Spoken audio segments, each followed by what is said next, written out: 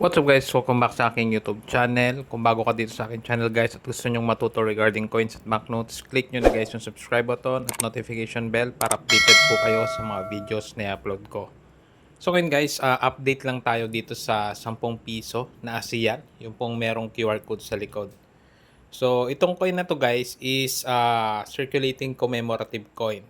Pero hindi pa natin alam kung lalabas talaga yung BSP sa kanilang BSP store. Pero guys, may update ako sa inyo na may nakita ako isang tropa na meron pong ganito, which is I think release po ng official release ng BSP. So tingnan natin guys, abangan natin yung BSP kung maglalabas po nito. Ganito po yung kanyang itsura guys.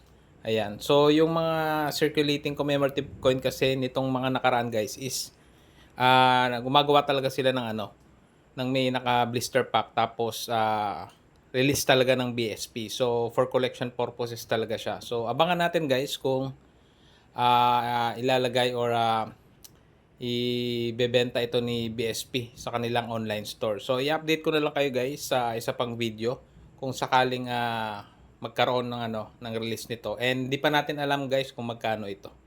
So yun lang guys, maraming salamat sa panonood.